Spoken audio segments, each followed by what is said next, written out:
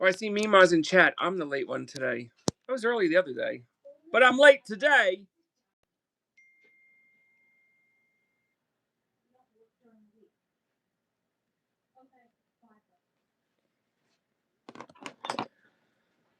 Oh, Pat sent me a text. She went to a concert. She said I could tell you what concert she went to. She went to begin with an H. Herman's Hermits in Texas. Herman's Hermits. Hello. Meemaw! Welcome Hello. in. Oh, I'm gonna go to my avatar. Are you going to go to your avatar? Yeah, since we're on chit chat tonight's chit chat night. Chitty Actually, chat. it's just I'll just be a fake circle. But welcome in, everybody. Welcome in. TGIF, Meemaw. Yeah, it is TGIF. Yes, but welcome everyone to the Meemaw and JDA chit chat pidcast. I almost said pidcast instead of podcast. It's the chitty chat Chitty chat. Chitty chat. It's something that Meemaw and I have decided to do because we enjoy talking. A little bit, huh? Yeah. Yeah, and we figured we could talk about some cool things. Tonight's topic is extremely interesting because it affects many people in our reselling arena. And our reselling community. Community, not arena. They like you better when you're on, Dave. All right. You want to see my mug? They want to see the muggeroni. Yeah, but we're chit-chatting, no selling tonight. Tomorrow, 9 p.m. Eastern Standard Time, we will be selling some goodies. Mm-hmm. So come back for that tomorrow. Going to a retreat in the morning, so I'll be gone for 4 hours. Oh, what type of retreat, if you don't mind sharing? It's a retreat on Saint Ignatius. That sounds interesting. The spirit or the transcendence of spirit. I know. It's from my university, so it's an alumni thing. And I thought, why the heck not learn about it? That was good to learn. Yeah. Well, I mean, I always say the key to life is through knowledge. And how do you obtain more knowledge? By learning it. Gotta learn. Yeah. So that's one I love acquiring knowledge, no matter how silly it may be. Because you never know when you're gonna need it. It's more about how to live your life through the spirit. Yeah. Oh. That's I wish my college would send out some invites like that. They usually just send please donate money. Yeah, well. Yeah, well. It's interesting, isn't it? Yeah. How was the weather today out in your neck of the woods? It was okay. It was windy.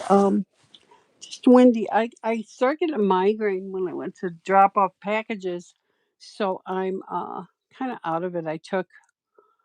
I went to the dollar store after I dropped off packages and got a Pepsi and some sugar and some salt, and it helps. Ooh. If you have a migraine, my migraine medicine wasn't touching it, so sometimes a Coke or a Pepsi will do. Really? Is it because of the caffeine? Yeah, it has to be ice cold too. I know it's crazy, but it helped. Hey, So if it helps. My thing that has been helping me lately, more so with like because I get the headache migraines from my neck injury. So I've been using this cherry pit heating pad that you heat in the microwave. The nice. aroma from the Mhm. cherry pits actually helps with the headache, and it's so soothing. So I was going to ask our friend Mimi if she thinks there could be any relation as to my headache subsiding by smelling it. It's crazy because usually smells make my migraines go cuckoo. Some. It depends on the smell. It depends on the smells. But a lot of people with migraines have referred pain in the neck, and it's from the neck that's causing the migraine. It's referring the pain to the head. I've had multiple. I mean, not to make this about me because it's really not. It's about the whole community. I've had multiple neck surgeries, and the headaches still come, but not like they were. and Right. my neck pain is not like it used to be. I just get stiffness, and I can know like I can't turn my head. My range of motion's a little kooky Mhm. because it's like "Gert," it stops because the metal doesn't. There's nothing like how do I don't even know how to describe it. There's nothing like your real bones when you start putting the artificial stuff in. It's not perfect, but No. how about we start getting on track? On track about what we're talking about tonight? Yeah, we're talking about it, but you had some really cool things that I enjoyed reading, and I think Oh, that's did you something read them that we all? could discuss. And I'm hoping our friends in chat will discuss as well. I mean, feel free. You don't have to discuss or say anything. You can always just listen, but feel free to voice your opinion. Hey, everyone! Oh, we didn't say our hellos. We didn't say our whole well, I kinda did one in the chat, but, uh, Oh yeah, well I was late, you were late. because I couldn't find me coffee, and guess where it was? In front of your face. It was behind my phone. Oh, okay. Behind where my setup is, so I couldn't see it because it was back here. Mhm. So I yelled for no reason. Always, Hmm. but that's okay, we do that. Sometimes our level of acceptance on things is really short.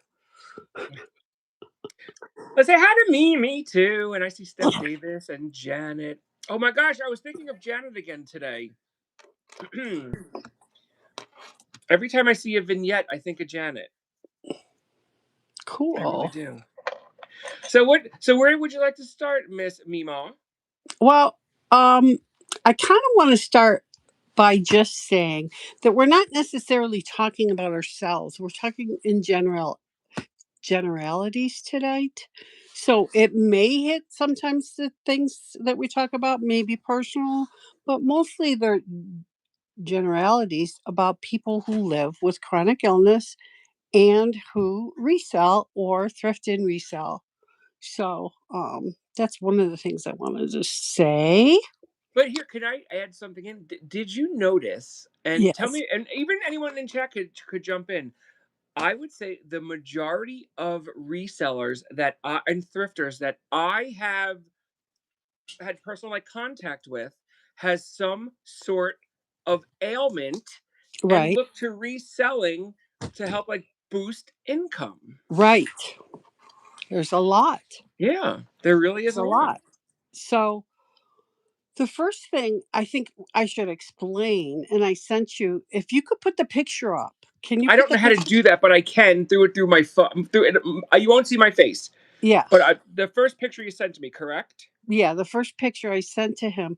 We're going to Okay. talk about the spoon theory. Does anyone know what the spoon theory is? If you do, I raise your hand. I actually didn't. I knew about it, but I forgot it until I saw you send me this. I'm like, oh, I remember that. Yeah. Because Okay. it really helps when you're talking about people who have chronic pain issues or disability issues. So the spoon theory, it was created by somebody named Christine Miserandino and explains what living with chronic illness feels like in a practical everyday terms. So basically what you're saying is every day you get so many spoons. And every time you exert yourself, you have to give up one of your spoons. So, say you get 20 spoons a day, okay? So, getting out of bed, that's a spoon. Brushing your teeth, taking a shower, that's two more spoons. So, by the time you get towards the end of the day, you're running out of spoons, you're running out of energy, and you don't feel good. Okay, so what does it mean? Well, it means that if you overdo it and say, oh, I can borrow 5 spoons from tomorrow. Well, no, people who have a chronic illness or chronic pain, you can't. Because what happens when you overdo it is you pay for it the next day, right? So you think, oh, I can go a little bit longer, I can do this. But then when you're done, you're exhausted, you're tired, you're hurting, you're crabby, and the next day you're stuck because you've overexerted yourself. So that's basically what we're talking about with Yeah, the and you're already spoons out of here. spoons when You're for out if of you stole spoons. from the next day, you're already Right, down spoons, right. then you have nothing. Then you're starting out less the spoons that you need, right? Mhm. And you're like, "Oh." So it's, so that's kind of one of the things that people talk about when you hear people say, "Oh, I don't have any spoons left," or "I used too many spoons." It's the spoon theory. It's kind of a cool thing, um, when you're talking about people with chronic pain. So I just like to use that because I think a lot of people who don't live with chronic pain don't get that we can only do so much in every day, right? Yeah. Our bodies are not normal like other people's. So if we overdo it, we pay for it, right? And it's not fun. So, Yeah, I'm gonna put this down and turn myself back around for a hot okay. second. Because I wanna chime in on this as well, because I know for myself, the condition I suffer from, I don't look sick. I No, look completely normal, except once in a while you'll see my face get bright red, or you'll see my face go pale white, or I start sweating like crazy. But in front of the camera, I try to be my normal happy. crazy self. Hmm. But if you know me on like a personal level, like Mimi and Meemaw have I talk to them, on a daily, and they know when I have my peaks and my valleys, and I have more valleys than I do peaks of energy. I could tell you that much, Right. and I do get cranky. I'll admit that, right? So, Right, Meemaw? yeah, we all do, right? We Uh-huh. all do. The other Hmm. thing is that what other people don't get, who don't have a chronic illness, don't have chronic pain, is that our lives in general is a full-time job, right? Hmm. Because number one, we're having to deal with doctor's appointments, we're having to do with medication, we're having to do with insurance and getting them to cover stuff. And if we have a flare up, we're having to do with the flare up. We're having to do with our budget. Did we pay too much for medicine this month? Are we going to be able to cover it? What can't we use that maybe the doctor prescribed that's too expensive and we can't get that medicine? So what can we use in place of that? Um so being one person who what? I said because Josh says he Yeah, knows when I'm Joshy hurting. He knows does. when you're Yep, he knows hurting. when I'm cranky. Right. So being someone normal, right? They can go to work, they can do whatever. They have normal life things going on in their life that everybody else does that we have too, but we're also taking care of the patient. And the patient for us is ourselves. Okay. So one good thing about reselling is that we don't have to have like a 9 to 5 with it. We can make it flexible to work with our individual cases, right? Hmm. So if we're not feeling good on a day, we don't have to go out and thrift and resell or things like that. We can adapt, right? If we have a sale that comes in, we don't have to get it all packaged up and throw it out. We can do steps in order for it to work into our lives. Hi, D Deb. That's my D Deb from Is that Australia. Australia, D Deb? Hey, Yeah. Australia, D Deb. I hope you're doing good. So glad to see you in Chit Chat. So that's why reselling is a good thing for a lot of people who have chronic illnesses, chronic pain, disabilities, things like that, because your schedule is not set, right? You can work around things. And Okay. then another good thing about the reselling is it also helps income, because a lot of people like myself, I had I do, I mean, I don't care if I say this, and you can look it up if you want. I don't care. I am not on SSDI, and I don't collect Social Security. Wait, it's called Social Security Disability Insurance. I Right. don't collect that, but I did have to give up my corporate job because of my condition, because I could no longer do it. mentally and physically could no longer do it. Right. And that was one of the hardest things I ever said, because I'm not one that says I can't do it. I do, I do, I Right. do, I do, I do, I do, I do, I do, I do, I do. I'm like I try to be like the Energizer Bunny, but with the condition I have, I don't don't have that luxury. So Mhm. I remember when my wife and I decided, when the company I was working for was going out of business, um, we decided that I was going to, at that fork in the road, take a Right. different path.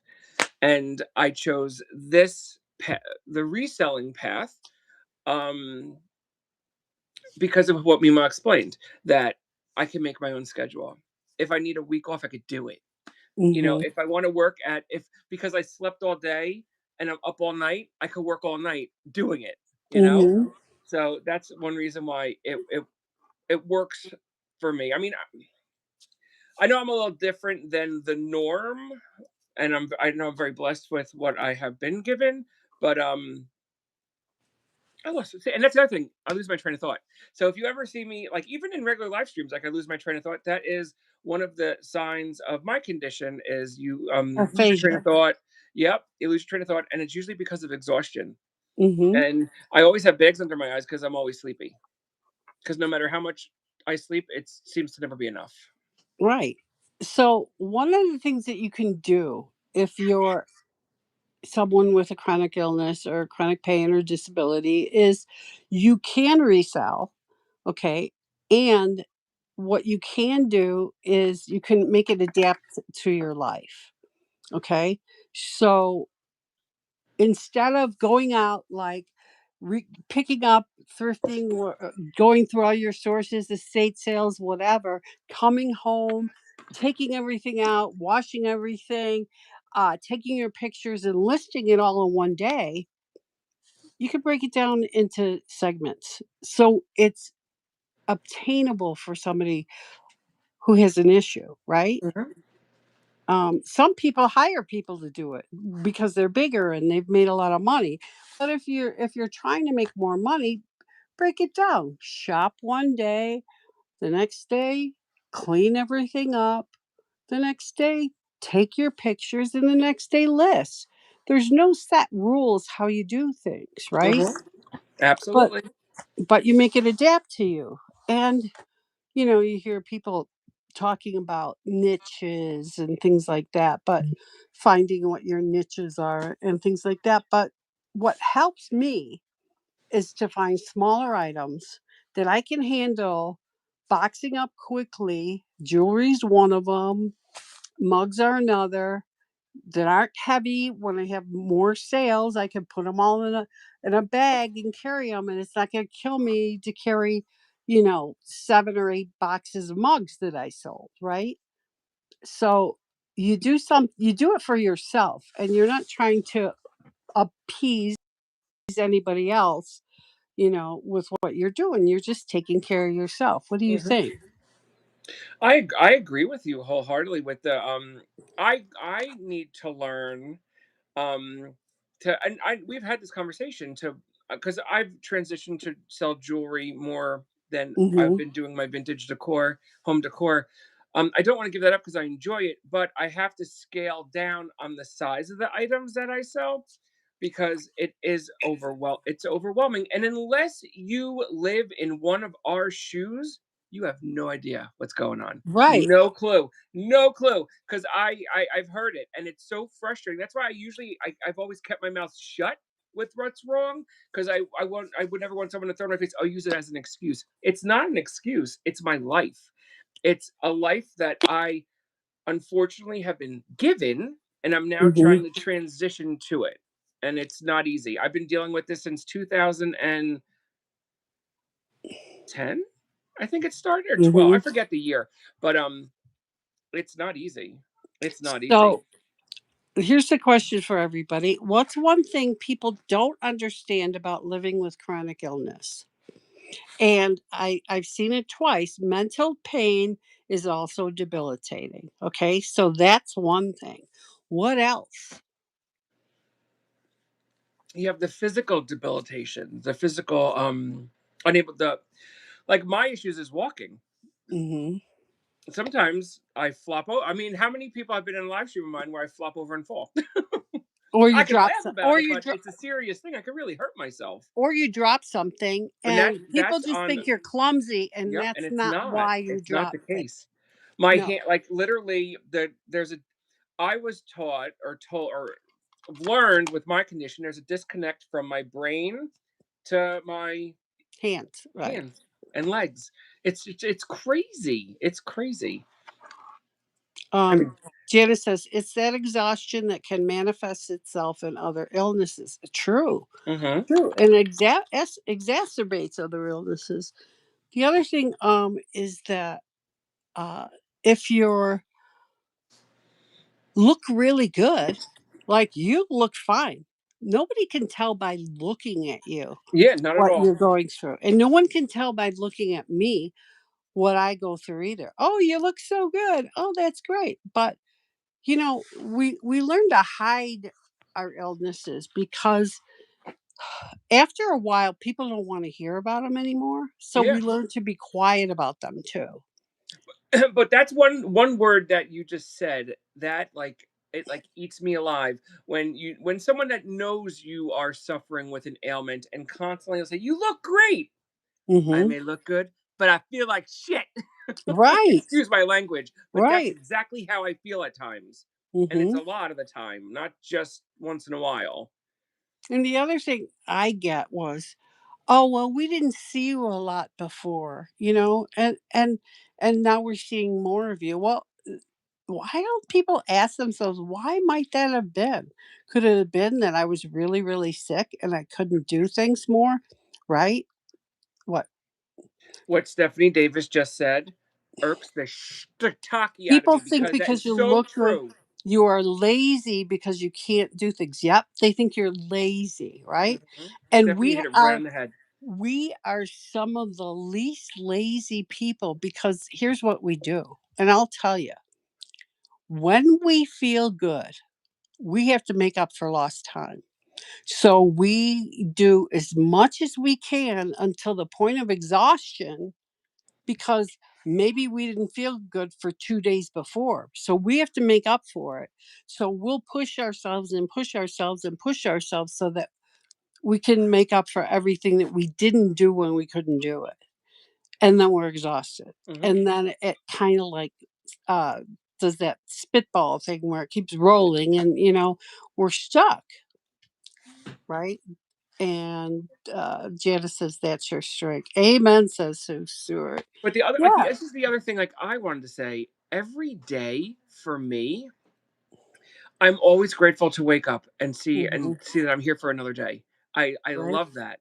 But getting out of Hmm. bed Hmm. is brutal for It's a me. mind fuck, right? Brutal. It's a Like mind I fuck. know as soon as my knees bend, it to get the first bend in is going to be extremely painful. And the first time I got to like clench a fist is extremely painful. I know, but once I do that, I know that I'm okay. But having to do that and know the pain that I'm going to endure, not cool. And Brody says you have to choose what you do. Yes, it's the Yeah. spoon theory. I have so many spoons today, hmm but I got to take my spoons and I got to divvy them out to where I can put them. And if I go too far with my spoons, then I'm going to pay for it tomorrow. Yeah. So Or you're going to run out of spoons, and next thing you know, you just keep.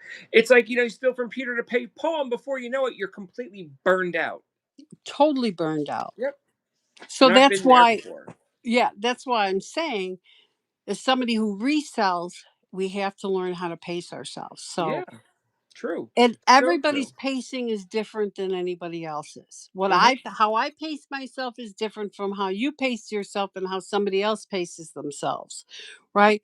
So maybe I can go shopping one day and pick up my items and then come home and clean everything and then put them away and then rest for a while and then take pictures in a little while hmm after I rest. And after I take pictures, maybe the next day I'll list things, but everybody's different and every day is different for us.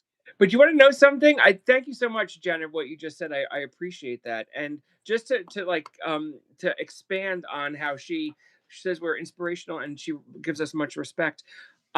When I first was videoing myself, like Mhm. doing like out and alive, do you know how, like, nervous I was to post the video? Right. Because maybe you can't see it, but I could see my hand shaking. I could see Mhm. my Oh, walking, my we can gait's see off. we can see our stuff better than anybody else. Yeah. So it was me going, "Oh my gosh, I try to hide all of that because I don't want anyone to know truly what was going on inside of me because I wouldn't want someone to say, "Oh, I don't want to deal with someone like that. I'll go to someone else that doesn't have a problem." You know? That's the silly mindset I had. But then once I saw how I can develop a rapport sitting down, have conversations like this. I think it's a Mhm. great thing. And I don't mind sharing. I don't mind sharing what I have gone through, what I'm going through, and what I will be going through in the future. I don't mind because if that helps just one person, I could smile. It makes me happy. Right. So, um, Joshy says my cousin died in a lot of pain. A lot of people do. And a lot of people who are in chronic pain isolate themselves and they don't have relationships with Hmm. anyone anymore. And they live a very, very sad life because it's hard. It's hard to get Hmm. people to understand what it's like because a lot of people don't. Like we said before, oh, they're lazy. Oh, well, I had COVID and I could ship out a package. Well, that's great for you that you had COVID and you could ship out a package. But what if your hands aren't working and you're having a hard time getting your brain together so that you can't go online to figure out who ordered what and how much it weighs and what size box to put it in that morning because you're in so much pain, Hmm. right? What are you going to do then? Yeah. I But was, so and so can do it because they had a cold or they had whatever and they got through it. Well, that's good for them, but they're not us, right? So hmm. we have to take away the shame that others are giving us and not allow that shame to come into our lives in our brains and Yeah, affect us. I'm going to put out trigger warning. The condition I suffer from, as well as Dawn. Hi, Dawn. I saw her just come in chat. It's known as the suicide disease. Right. And it's unruling how many individuals that have this condition commit suicide each month. It's insane. It's because it's a condition. The condition I have is not something that they could easily see under a microscope, like a doctor could see under it. A lot of doctors don't believe in it. They think it's like it's made up in your head. But the doctor, thankfully, I've treated with a group of doctors that completely understood what I was going through and were supportive each step of the way. And I will say, and I'm in the beginning, I was ashamed of it. There was one time ever, I was, I was at our summer home. I was laying on the couch. I was in Mhm. excruciating pain, and I thought I could drive to the bridge, and it'll be over in 5 seconds. And then Mhm. I remember I couldn't believe I thought that. I was like, I could literally be in the car in 2 minutes in pain, drive to this bridge and just dive off, and it'll be over. And then I kept saying, I thought of my kids, I thought of my wife, I thought of my parent. Well, both my parents were alive at the time. Mhm. I said, I said, I got to fight this. I got to fight it. And I mean, obviously, told the psychiatrist, went through a whole host of Mhm. mental therapy because I had thought that.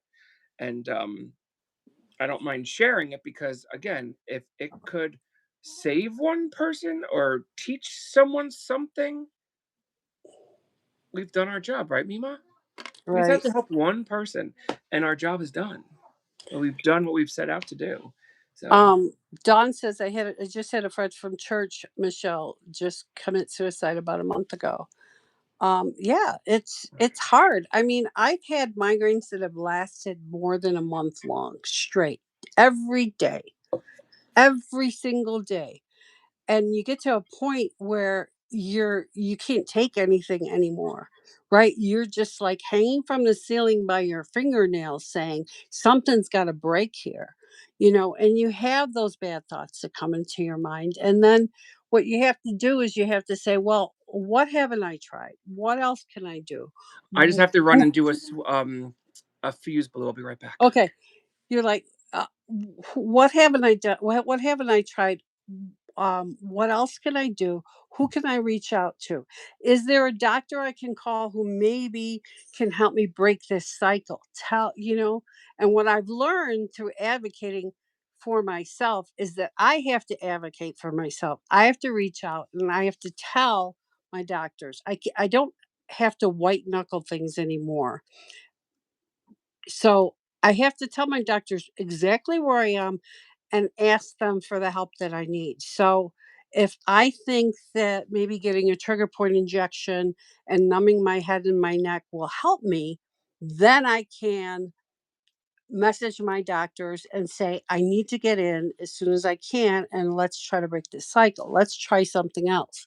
Let them know what I've tried, list everything that I've done so that they know where I am and they maybe can help me out. So the thing you have to do is you have to do what you're not normally thinking about doing, and you have to take yourself out of your situation and stop isolating and trying to white knuckle it and do it all your own, and you have to be able to ask for help.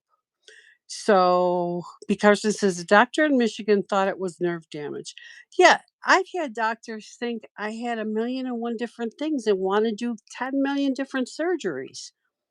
But for some reason, I told myself, well, let's just wait. Let's just think back. Let's just, because there's always something new that they're going to say that they can do. And then a few years later, they'll say, well, we're having so many issues with, like, let's just say when they started doing the implants, the pain implants with the probes in the back hitting the nerves. And then all the people who had those were having problems with the wires and stuff. So anybody can tell you what you need to do, but you don't always have to jump right in and do it either. So um, YouTube does not. So we say off. Let's just say off ourselves. Unaliving. Sorry if I said that. I don't know if I did. I can't remember. It's gone already. Um, This doctor prescribed me amitriptyline, said it was an antidepressant. I said I'm not depressed, and one of the happiest people I know. He said, we are finding that it cures chronic pain. This drug has been a miracle. I'm glad it worked for you, B. Carson, but what I found with that drug, and it especially came out when I did genetic testing, is that I can't take that medication. It makes me really mean. And it even comes up as a marker on my genetic testing that I shouldn't have amitriptyline. And I was prescribed it one time for some kind of a shoulder nerve pain that I had. But, like I said earlier here, is that what works for one person is not always going to work for another. And that's the thing I've learned in doing migraine advocacy is that, you know, what works for one person and helps one person doesn't always help another person. So, and a lot of people will tell you, "Oh, you need to drink more water.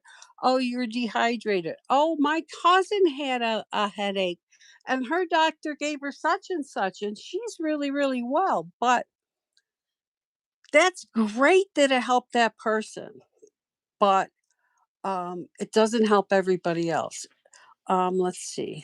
Where my regular skin meets my grafted skin felt like it was on fire. Oh, that's awful.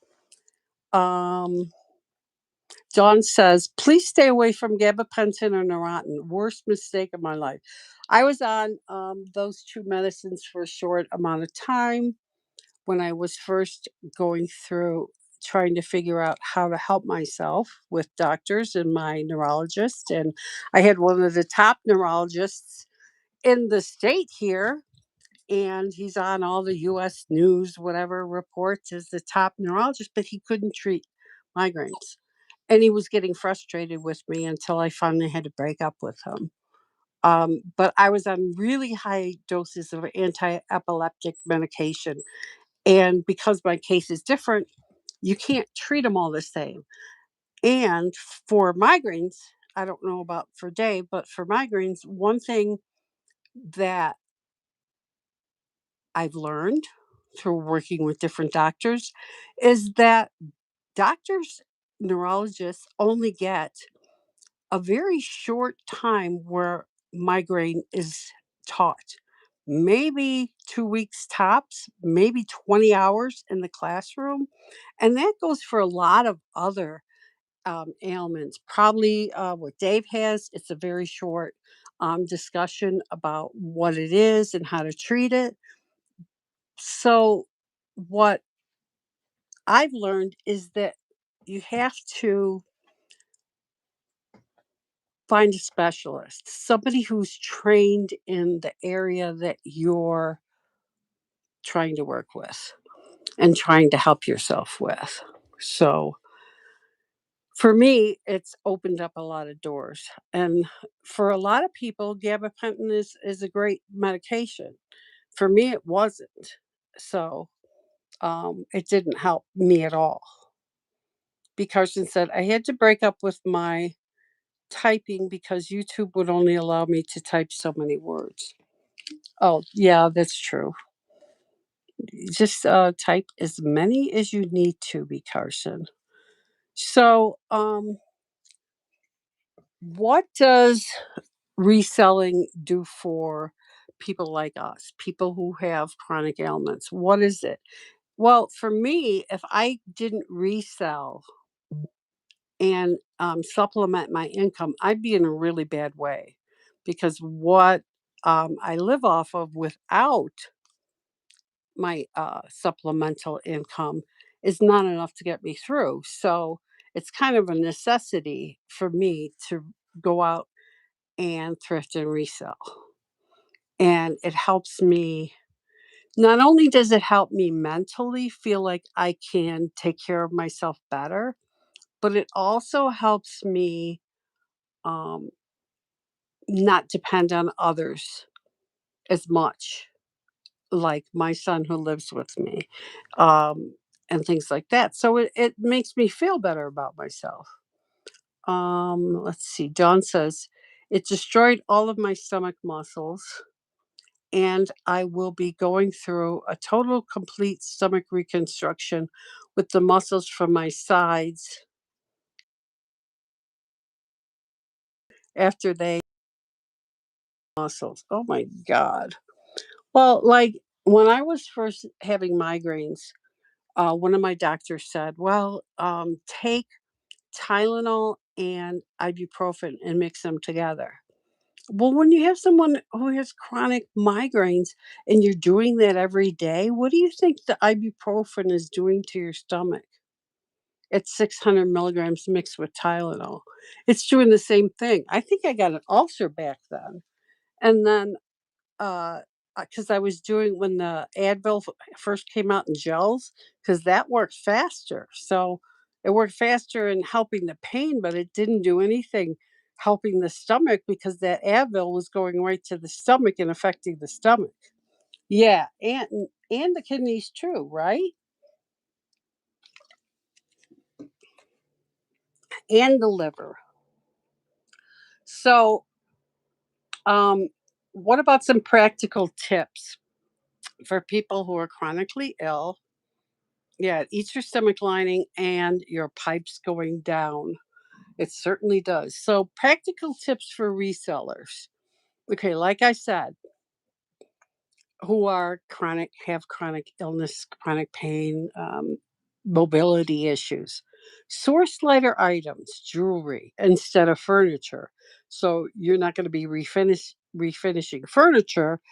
You'll be picking up jewelry because it's smaller and you can ship it. Keep your shipping under a pound. It's another tip. Um, Build evergreen inventory. So what that means is stuff that um, continues to move.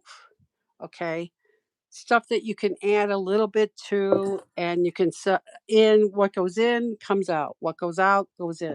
So you're not just building up your inventory so it's stagnant, but you're only allowing to come in what goes out, if you understand what I'm saying there. I've been doing Botox for the past 5 years. Really isn't helping as the years go by. Less and less effective. Is that for migraines, Sue? Because for me, what I have to do with Botox is I have to stop. I have to stop and let my body rest when I use Botox for migraines. And sometimes I let my body rest for 6 months. Sometimes I let my body rest for a year. And then I'll go back and add it to my um, repertoire, I guess. And it'll start helping again. Uh, Janice says, middle is a great med for eight help with CRP. What is middle? Middle? Midol. Oh, Midol. Midol, the period medication? I didn't know that. Well, Midol used to help with migraines too, um, when it was helping, but then mine just wasn't reacting to anything. Yeah, so what I have to do is I have to stop Botox for, like I said, 6 months to a year, let my body recover, and then I'll introduce it again, and it will help. So that's my body, though. Not everybody's the same. So remember that. What works for one doesn't work for all. Where are you, Dave? Oh, I'm right here. I apologize. It was a little more than a quick flip of the Switch? switch. Yeah. Did she burn something else out again? Did she flip the switch again? Yes, and it like tripped all the GFIs in the bathroom and in the bedrooms. I Oh, just jeez. screamed my head off. I'm done. I took everything away and no more. What were they doing up there? What were they using? They had a flat iron going, the all their Curling iron? electronics plugged in, Ah, and the another hair dryer. hmm. It's Okay. overloaded. You can't do that, Right. No, you can't. You can't. and they don't listen. And this house is old. I mean, it's got all updated wiring, but this house is old. John says what helped me the most was my acupuncturist. I'm glad that works, and it works for a lot of people to use Eastern medicine, right? I was doing dry needling in my muscles in my neck for a while because my neck is really messed up too. And I was trying that. And the dry needling I liked because it would make the muscles really, really tight and then you would feel them release. So, um, Roddy says, I was so used to the painkillers over about 8 years and stopped because I didn't want to be addicted. But everyone is different. I had back surgery and shoulder issues. So, and then the hair dryer does it. Yeah. So we could go on a whole tangent about pain medicine and the black marks that it gets from not only doctors in the field, but also other But even people, anyone out in the regular society, right, in society, as far as people who take pain meds and how they're treated now because of the whole opioid addiction issues. But, most people who take um, pain meds, number one, have to be tested every single month when they go into their doctors. They have to do a UA to show that they are taking their medicine and not selling their medicine, number one, and that they're not taking any other medicines with the medicine. that they So shouldn't be in their that they system. shouldn't be in Yeah. their system. So you can't, because marijuana is not federally legal. You can't have any THC in your system, which means you can't use any CBD creams, any of those things. You can't do any of that. So people who are on pain meds are through a pain clinic, which is the only way you can get them now, basically, because the doctor will only give you after surgery maybe 5 or 7 days worth tops. Um, are the most highly regulated people in the world as far as what they're using. So it's pretty cray cray.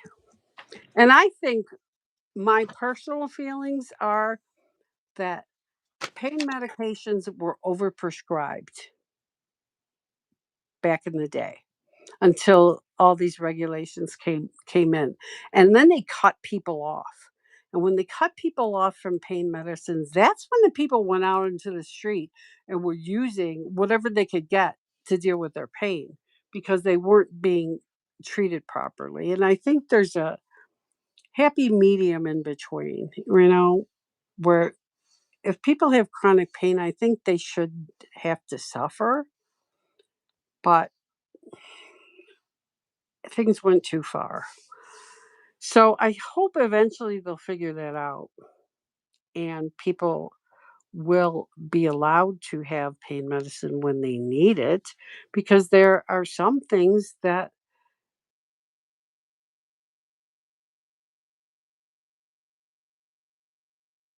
use a pain medicine in the proper way.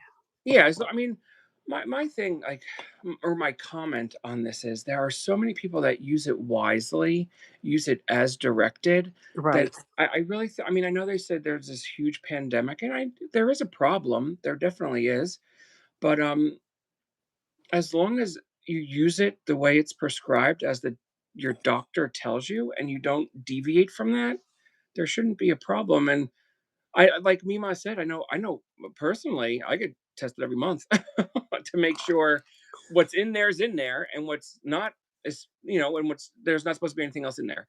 Um, Right. so I mean, I know there's a problem, but I know there's a way to fit there has to be a way to fix it and not make it seem like it's to the point where it's like scaring people when they hear like, oh my gosh, you're on an opioid. Oh my gosh, it's a horrible Right. thing. There are people, okay, here's where I am with it. There are people who are predisposed to addiction. Hmm. Okay. They have genetic reasons why they may be addicted. Maybe they had an addiction earlier in their life that caused them to use or overuse medications. And maybe they use street drugs. We don't know. So I think at least what was explained to me by different doctors as I've been experiencing different things in my life was that some doctors won't prescribe any pain medications unless they do a genetic test. And it's a cheek swab to see where people are with an addictive problem with certain medications. And I think that's wise. So you don't I mean, back in the 70s, 80s, 90s, they were just prescribing it like after a surgery. And young people, old people, whatever, were getting addicted to certain narcotics and it ruined their lives. So I think that might have helped if people were genetically tested before they were prescribed. And the other thing is they were prescribing way too much medication per day. I mean, it was like I remember at one time getting prescribed 240 pills a day, and that was like crazy. Okay. It was like way too much. So there was that. So there was an overwriting of prescriptions because they didn't know better. And that happened, and it happens And it because happened. what I've learned, like with the medication I take, I now have a pump that administers my pain medicine, and I take because it drip how I currently get my medicine because everything's internal. I take a lot less. Does that make sense? Because it Hmm. goes right to the source than Right. what I was taking orally. Because now Right. I have the machine that administers it for me. Well, the difference is that your machine goes right into your spine, which goes right up to your brain, and the medication is being delivered the most effective way that it can be. So the Mhm. amount that you're taking is less because of how it's being utilized by your body. I know Dawn just sent me 2 photos, and what is wrong with my phone? And these are this we so her and I suffer from the same condition. Let me see, did she say Dawn, can I show the photo? 'cause, like, what happens, it's, like, insane. Like, my I see Dawn's turns, like, blotchy red, where Mhm. mine I turn blue. My limbs turn blue. Mhm. It's so crazy. Hers, if she says I could show the photo, I will, 'cause it is and you could see the pain. Okay, this is the first one. I think this would be her left foot ankle. Wow. It just looks like how she says, it looks like a sausage. Your Mhm. limb, It like, looks like just swells. one thickness. Yeah, and You then can't even see the bone, the ankle how do bone I get hardly. to and then here's both legs. You could see that Wow. the Uh-huh. RC leg is the left, you could see, and Right. then the right. Or she probably has it in both legs because I see the blotchy Mhm. skin. Mhm. And, like, the other thing this condition does to and I know Dawn, thank you for sharing those photos, I appreciate it. The other thing that our condition, the one that Dawn and I suffer from, does it makes your skin thin. It's weird. It's, like, so weird. Um, to the point where, like, when you cut like, you could I don't know, you cut yourself so easily, like, you could Right. easily get paper cuts anywhere Well, because as you you're age, your skin gets thinner anyway. yeah, but this condition does something crazy to it, Wow. and then it makes it like, mine is either cold or Mhm. hot.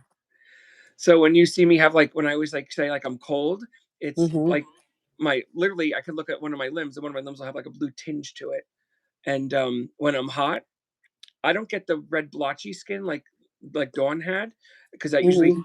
says the heat, but, mine won't be as blue, it'll just be like a tint off color, the skin. It's just so weird. So weird, but the swelling, yikes. So, I Ugh. was talking to Dave, eh, like, last week, I think it was, because I went in for my, infusion for my migraines. I get an infusion every 12 weeks. It's a CGRP medicine, which is a new migraine medicine, let's say, in the past 8 years. And what this migraine medicine does is it attacks the receptors in your body that create migraine pain. So while I'm sitting there getting my infusion, I'm thinking, I wonder if CGRPs would work for what Dave has. So I start researching it. And I'm looking and I'm like, yeah, CGRPs are being studied for the complex regional um, pain Pain syndrome. Mhm, syndrome, right? So mhm. they are doing studies on it. I'm like, Dave, see if you can get your doctor to prescribe you one of the CGRPs for migraine. Try it for the migraine because I get the infusion, but there's also shots that you can take in your leg and see if it helps, Yeah, because right? I mean, to go based on what Sue Stewart said, I do the Botox for headaches, and Hmm. the one infusion I had, it was ketamine, Yeah. and it put me into Oh, it was a ketamine week and of what my makes it was like 5 I forget if it was like I think it was a 5 the first one of them was 7 days, one was 5 days infusion. I'll never get those days back in my life, I don't even remember them because right. that stuff is like what they tranquilize horses with. Right, it's horse tranquilizer, and it makes you Uh-huh. go out of your head. You're, like, in some other altered state with Yep. that stuff. Yep, when they put the IV in and you see that medicine coming down, Mhm. as soon they explain like, well, you're going to be in like twilight. I was not in twilight. I was out of light. There was no light. I was just out cold. Right, so I'm thinking I have a feeling that they're gonna do more studies with the CGRPs, and they are gonna help, because the CGRPs got me out of being in bed 5 days a week and not being able to function, to And being that's able to awesome function to yeah, function to get out of again, bed. That's right? awesome. So I started living my life when the CGRPs came out because I started having some success with them. Oh, I'm not going to This say I didn't have I did have success with the ketamine, ketamine infusion, but it didn't last long. no, and the same with some of the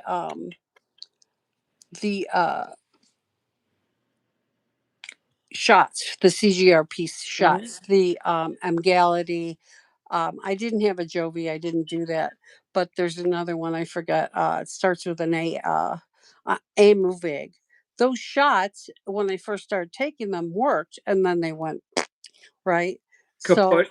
kaput, right? So The Vyepti infusion that I take is like the gold standard now, and I'm at a higher dose, but it does work and it does help. So, and it takes a while.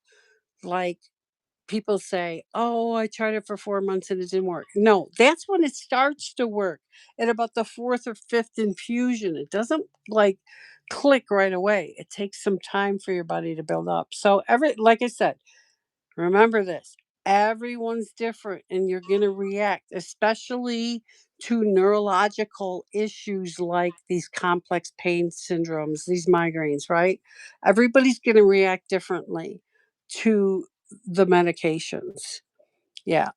So, That's correct. I know when I made the decision to go from the oral medication to the pain pump, I when I had the trial, like, I almost cried when they took the thing out because I wasn't like, I wasn't cloudy. I was, was able to focus, and my pain was it's not gone, but it's manageable, and I never had mhm, to worry about, I wasn't living by, a clock. I mhm. didn't have to worry. But yeah, what Dawn just said, yeah, it's also getting insurance to approve it. I was shocked that my insurance approved it. I don't remember if it was approved the first time. It's been a few years, so I don't remember. But Well, speaking of insurance approving it, they're trying to get Botox pulled from helping with migraines now. So we're having to write letters to say, no, it is helping. So, yeah, because they're trying to pull it. And the reason why they're trying to pull it is because Botox is expensive. yeah, It's a $2,000 every time you have it. For migraines, it costs $2,000. The yeah. And amount then of someone Botox they like me use. walks in with my $20 copay. I pay my $20 and that's it. They pay the Yeah, rest.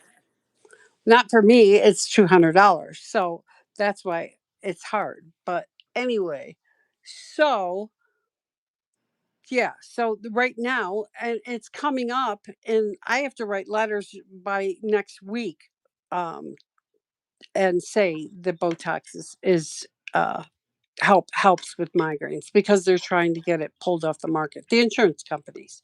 Yeah, but just So what Janet just said, when the government started with each state, about the opioids,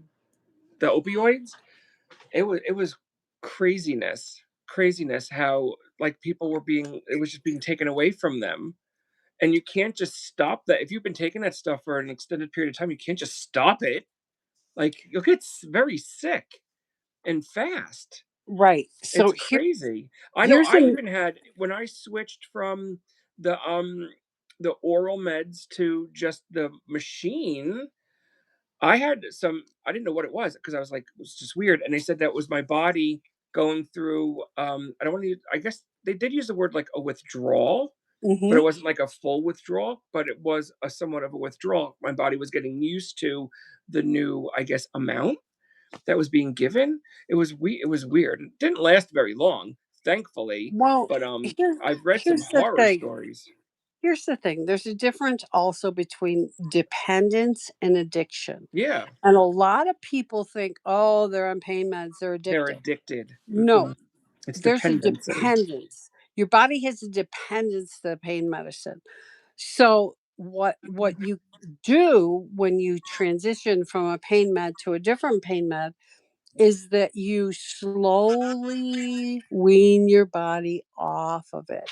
And if you don't wean your body off of it, if you don't have a good doctor first, a good pain doctor who knows how to titrate down for you, you're going Hmm. to be a hell of a lot of hurting, right? Because your body has to be weaned off of it slowly. Yeah, and if you And see you can't Marcella has fibromyalgia, which is another one right up there with my condition as just right, extremely painful, and the only thing that seems to work is like a narcotic. right, Unfortunately, that's what works. And why take away something that works? Because if you even look up like my condition, there's some people that could be treated with like a nerve medication. I'm not a doctor, but right. they tried them on me. It didn't work, but this stuff did. They called it a cocktail because it's a Mhm. few medicines, you know, and it's what works for me. Everyone's different. Yeah, that's what we talked Unfortunately. about. Um, Oh, you talked about that? I'm so sorry. Why I was yeah, trying to figure no, out what the when hell's you going were, on yeah, here. that's what we talked about. We talked about the nerve pain medicines and Yeah. things like that that work for some and don't work for all, Mhm. and everyone's different. The other thing is that question: how do you work around your flares? So if you're flared up, how do you work around them? Me? Yeah, I know, everyone I can answer from my this. here, I'll kick it off. If I'm having a flare, one, I know I gotta take it easy. I will look at my schedule, and I will cancel anything that'll overexert me, Hmm. unfortunately.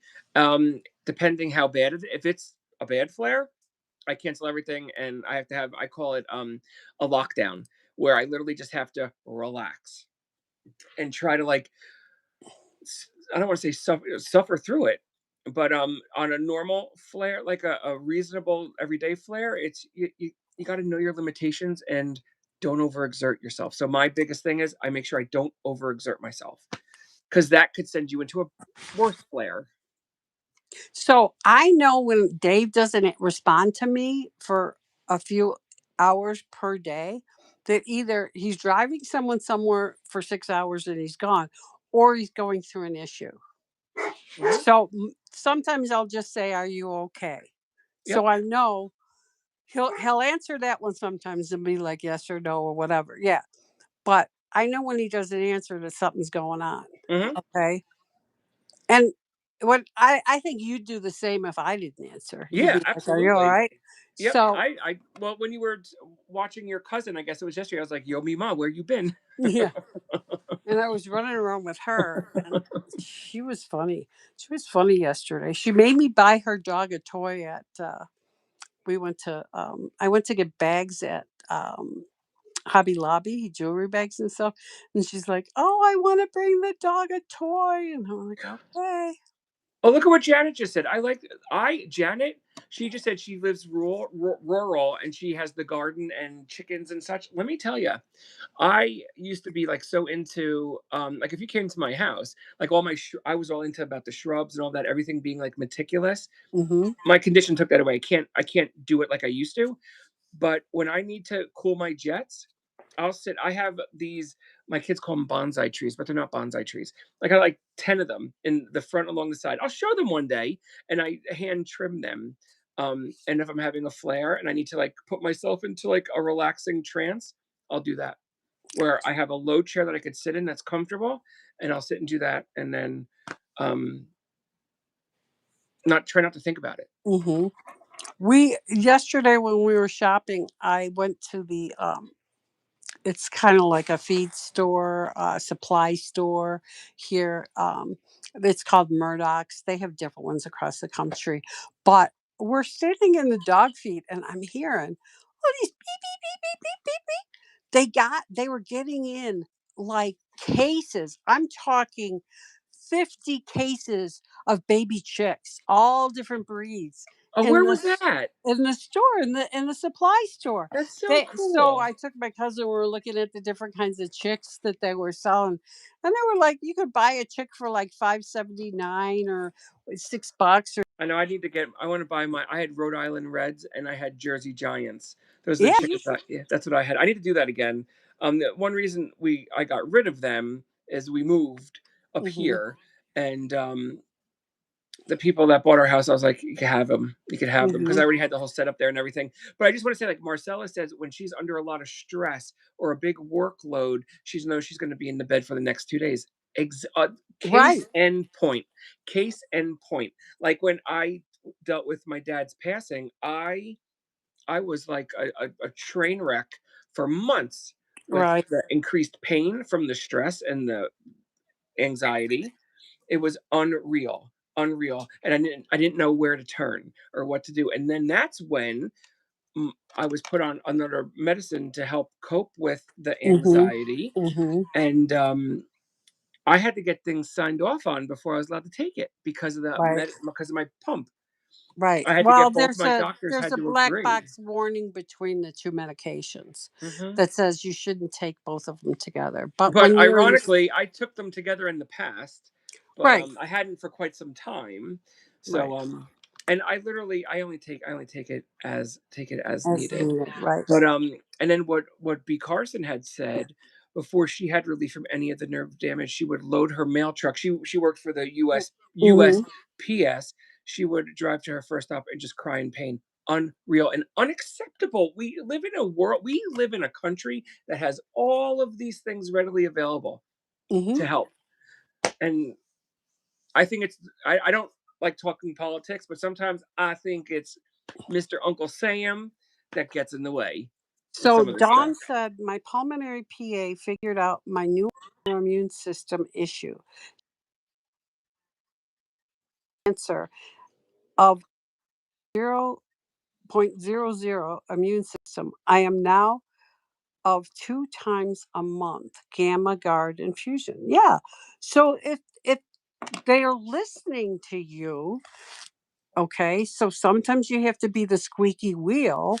If Hmm. they listen to you, you'll find somebody, hopefully, who can help you.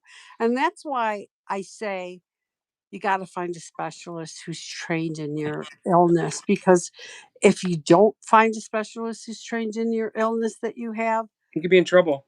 well, you'll be in trouble, number 1, but they're gonna be doing is throwing darts at a board trying to see Hmm. what may work. Whereas if you have a specialist, they know what the latest things are, what Like what's working on I'm certain very, people. I know I'm very lucky. When I first, I guess, developed the symptoms of my condition, my doctor at the time called it right out. And then I used to work in insurance in risk management where I handled like claim payouts for bodily injuries. So when I heard that and I saw it, I was like, I knew what I was in for. But it was very depressing to read that. I was like, I got what? Are you sure? But Mhm, it took, oh my gosh, I forget how many doctors I went to before they would firmly diagnose me, but I mhm, was diagnosed with it within 6 weeks, so I could start the treatment. Thank God. Usually, if in my the condition I have, if you start treatment hot and heavy, you could go into remission and you could be good. Fortunately, I didn't go into remission, and I went well. There's multiple stages.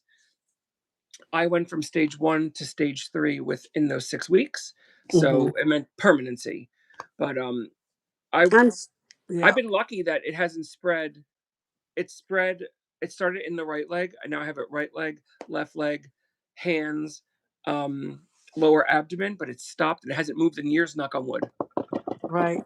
Marcella, see, like what we're talking about now, see if you can just do one thing at a time. Like when you get home, take pictures of 5 things. Keep them in your phone. When you're at the hospital with your daughter, see if you can list something from those pictures, you know?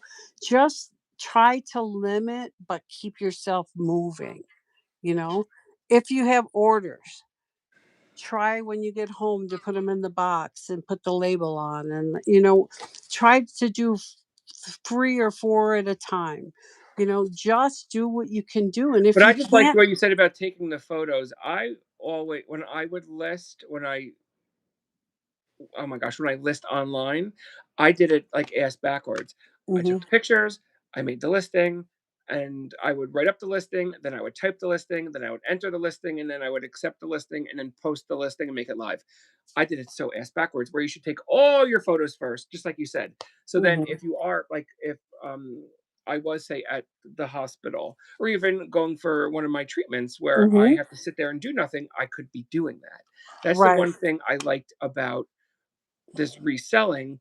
And that's the other thing why I say a lot of resellers have some type of ailment which pushed them, didn't, I don't know if I want to say pushed, but guided them to this job Mhm. because it's so flexible with time schedule. Right. And don't beat yourself up if you don't get it done. You don't get it done. Oh, well. There's tomorrow. Tomorrow's another day that you can Mhm. try to do what you need to do. And one thing I've learned that helps me is my dad was big on this, so he taught me how to do it. But I make lists. I'll put lists in my notes in my phone of things that I need to be doing that day. Okay, so if it's I gotta get the dishes done, I gotta empty all the trash, I gotta sweep the house, I'll put all that on my list and I'll check it off as it's done. If I got a list, I gotta wash the items, I gotta store the ones, whatever. Put it on a list, and it I just helps. I just looked at because the cabinet where we keep our drinking glasses and like the Mhm. coffee mugs, Mhm. that's where like Lisa will put. I use post-its, because my list change my agenda changes daily, so post-its are put there. And not only is it put there, then a little piece of tape is put because I usually say there was no post-it, it must have fell off. So now she tapes them on. So I went to look. There's still one post-it left from today. That means I didn't get that done. So just like you said, I didn't get it done. I'm not going to sweat it. It'll be there tomorrow. And John says, it took them 18 months after I broke my arm, wrist, and elbow. I've seen 15 specialists before I got my RSD diagnosis. Right. It's a So shame. here's the thing though. You finally got your diagnosis and you probably have a specialist now. So if you had to fire 15 other people to get there, then so be it. You don't Yeah, I went what I'm through. saying I is you don't have to stick with a doctor out of loyalty to that doctor. If you're not getting the help that you think that you need, fire the doctor and find somebody else. And that like. doesn't mean that you're drug seeking or you're Mhm. shopping or whatever. Some people use that term, but no, it means that you're advocating for yourself to find the right person to help you with what you need to help. I think B Carson hit the nail on the head. We have to be our own advocate. And Oh, Roddy always. Parade RSD is reflex sympathetic dystrophy, also known as chronic regional pain syndrome. It's what Hmm. I suffer from, as well as Dawn. Where's your name, Dawn? John Wilson. Dawn. Is it Yep. Wilson? Yep, Dawn Wilson. Oh, RSD is now CRPS. Yep. Hmm. Hmm. Janet is 100% correct. And that also drove me crazy. Why change the name? Because now I got to explain to the doctors. I have RSD, but now it's changed to CRPS. Hmm. It's like, yeah. Stephanie says, But I just, do what I can. I rest for a while and get my cat Ross with me, and then I get up and do more. Yeah, that's how it is, mhm. and so what? So that's But I that's know our what you life. had said. What you had said about firing doctors. I I did. Pain management doctors, absolutely. Hmm. I'm like, you're not helping me. I'm sorry. Hmm. Cream. This cream you just gave me is not going to be my end all bell all. Thank you for your time. But my one pain management doctor that I absolutely loved.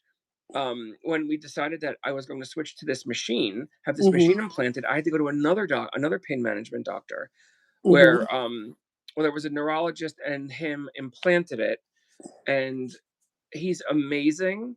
Like right before like the last craziness, like I got a call from the office to come in so they could adjust things because RSD is the pain could be driven by weather. And Hmm. I'm very grateful that my doctor, right before the first blizzard we had, called me in for a slight adjustment, Hmm. to get me through the storms. So I mean, I'm just very grateful because if you have a great pain or doctor, a team of doctors that treat you, it's it's bad enough we have to suffer with these conditions and try to have a life, but it makes it a lot easier when you have people that understand it and get it and don't challenge anything you say. And the other thing I want to say is that sometimes with whatever illness you have, you may be in a very bad place for a long time, and it Yeah. may be very discouraging, and it may be very lonesome, and it may be this, but never ever give up hope, Nope. because things can change, medications can be found. Like with me, they found the CGRPs, they started having people try them, and they helped, and I got out from where I was in a dark place. So things change.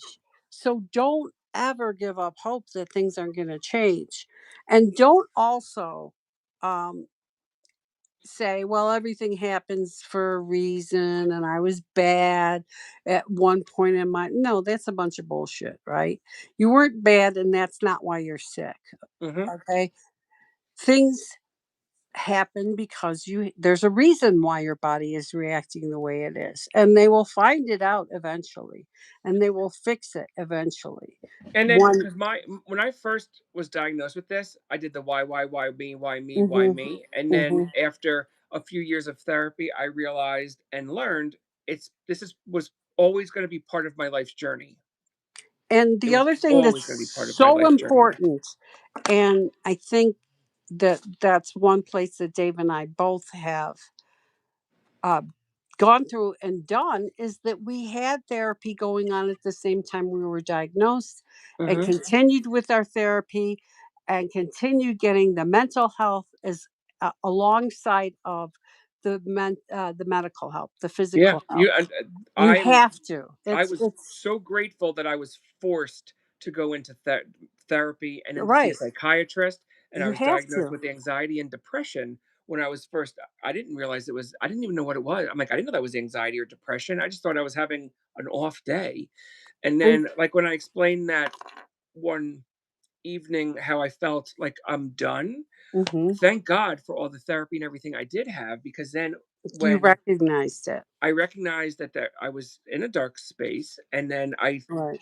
thought of the good things in my life, such as my wife, my kids, and everything else. Mhm. See, Right. Josh is knowing I'm getting flushed. Are you You can getting tell. frustrated? Yeah. I think my cheeks are. Um, the other thing is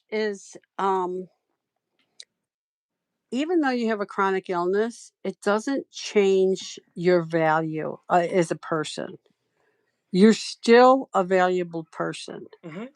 And there are different things about your person that, even though maybe you can't do the same things that you did before, there are other things inside of you that are your strengths that you can like lean on. Okay, Mhm. maybe you have a creative side like Janet, and maybe you're really good at making her little vignettes and her little different things, and she's very creative and she can do that. So you change, you adapt, you move forward, and you figure out what works for each person and each individual. You don't just throw in the towel and say, well, I'm sick, I'm suck, and this is the rest of my life. No, you can't. You can't give in to it either. No, because No, then you it'll win, cannot. and it'll It'll eat you win, alive. right. And it will eat your life. So you have to have faith. Faith is important. Mhm. Okay. That's one thing for me. Faith has got me through so many things. So you gotta have faith, and you can't give up, and you have to have hope. And a Hope good support system. and a support system, right. Mhm. And if you don't have a support system at home, find one on the outside. We're right Ask, here. We yeah, could be a right support here. system every Ask, Friday, 9 right. p.m. Ask your doctor. Do you have other patients who are having the same problem as me? Is there anybody I could talk to who's going through the same thing? Do you know of any place I can go talk to? Don't just sit and wallow in what you're going through, right? There's unity in numbers is what I say. Yeah, faith and God are at the top of my list. Exactly. If I Yep. didn't have faith in God, I would have been gone a long time Yes, I ago, agree. I steered away from faith, but you always come back. You right? always come back. And I came back, and then when everything happened with my dad, I went. I'm still a little rocky, pretty Yeah, rocky, but I realized that even though I steered away, I knew I had to attach back onto my faith, because I needed that to get through what I'm still going through. And if I didn't have that, I probably would have had probably a mental meltdown by now. But right. thankfully, I have not. And every time, like, we went, it was Ash, because being Jewish Catholic, it's a little cray cray. But Mhm.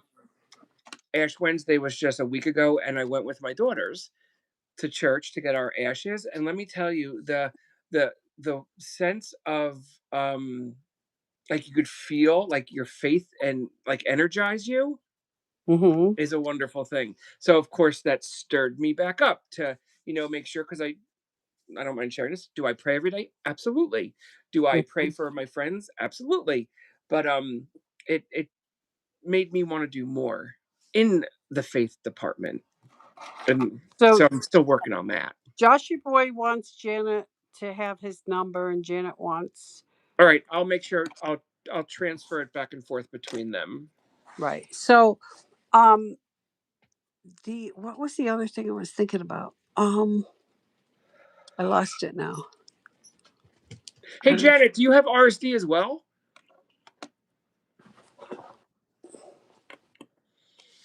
So frustrating. Oh, I know This what I is was thinking frustrating. about. Oh, I have to write down So Janet and Joe. you look at let's just say Crazy Lamp Lady, and she Mm-hmm. started out, and before she started thrifting and doing that stuff, she was doing it on the side, but before she started being successful at that, she was using those metal detector things.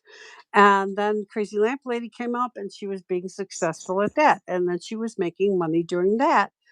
And she was selling on eBay. And then she decided to do live sales and she did whatnot. And then she started doing district. She opened up an Airbnb. She's got other businesses going. So she's diversified. So we're kind of like the same thing. We have to Yeah. diversify our lives. So maybe we can't do what we did before, but there are other things that we can do now that will help us. And is reselling going to be the hell what forever, that's going to make us sustain our livelihood? I doubt I can do this for 10 years. Maybe I can, I don't know, but there'll be something else I'll figure out that I can do Mm-hmm. to make money, right? So that's what we have to do. We have to go with the flow. We have to take into consideration where we are and then move forward, right? Agree. So and you have to the other thing is you have to look for the signs too. Sometimes, and I'm a person of faith, but sometimes God puts people in my lives for a reason, right? Mm-hmm. And I don't even know what that reason is, but um I'm like, okay, well, there's a reason why, let's say, Dave is in my life right now. Yeah. Our paths crossed for a Right. reason. Right. Yep. And there were a lot of people who didn't want me to be with Dave anymore and didn't want me to be his friend anymore. And there was a lot of pressure for me not to do that. And I was like, first of all, no one's going to tell me who I can be friends with and who I Mm-hmm. can't be friends with and how things affect my life without knowing what my life is. No one is going to tell me that. I understand. I'm old enough now to know better, to see where my life is. So I know what's best for me, is what I'm saying. Mm-hmm. So I think everybody out there knows what's best for you. Yeah. So you have to just listen to that voice that's inside and do what's best for you. Yeah, So because if let me it's tell you, a year ago, I didn't think I'd ever be doing this podcasting stuff. right, It happened. It happened. And if you think about it, many of us that are here and even individuals watching on replay, you're watching me and Mima because of something else. And that's what drew us to this. And you see how even though we've all had different experiences which brought us together under maybe one bad experience we had with something, but we all individually have something. My brain just shot where I was going with this. Me, my help. well, I think what you're saying is that we all are connected in one way or Yeah, another. perfect. Thank you. Well said. Couldn't have said it Yeah. better myself. We all have But that happens. That something happens in often, common. and that's the one thing I said that. And I always told Mima, I was like, we, I think, work very well together doing podcasts, no matter what we talk about, because we feed off each other, and it Hmm. clicks, and it makes sense, Right. and I even laugh at it, and I think it's fun. So I'm so glad we. Oh, B. Carson hit it. Small world. Exactly. It is. It is a small world. Hmm. And I think there's a lot more people out there who are doing what we're doing Thanks, Josh. in order to get by. I think there's Yeah. a lot of resellers out there who are going through medical and mental health issues and things like that. You know, I think there's a ton.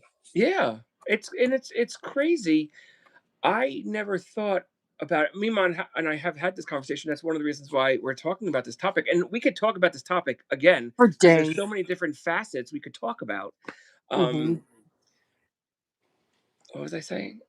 I lost my train of thought. Again, there's something going on in my brain where I'm losing my train of Well, thought you're so just quickly. having a little infarct, like Yep. it's My like brain a, just goes, it's not synapsing across. You're getting one part and it's slowly, yeah, but it's insane. It's just truly insane. But I always I'm a firm believer that everything happens for a reason. hmm Everything that I recently went through was for a reason, and it was to make me to it was to test my ability to stay strong and to forage forward. I hope I said it correctly, and not deviate to the outside noise that was hmm trying to enter my head. And I had great people like Mima and most of you sitting in this chat right here and now, and even watching on replay, helping me realize ignore that and yeah, just keep going noise. forward. It's just noise. Yeah, it There's is there's just noise. And there's a that's all lot it of ever will be. And I just completely don't acknowledge. And then I was telling Mima, I was listening to this elderly lady from the South, and what I wish I like took down the link because she said it just so well.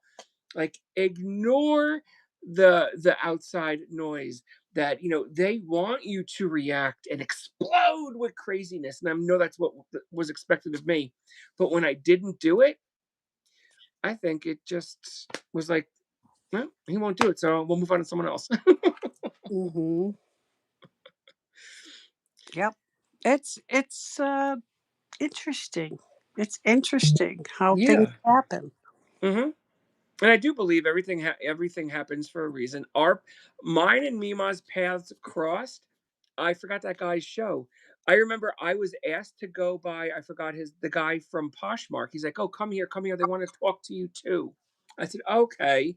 And Hmm then I remember I didn't go on at first. I was like, I'm not doing that." And then the hmm next time I went, I did. And then when Mima when I remember you said to me, "Do you know who I am?" I was like, I have no flipping clue.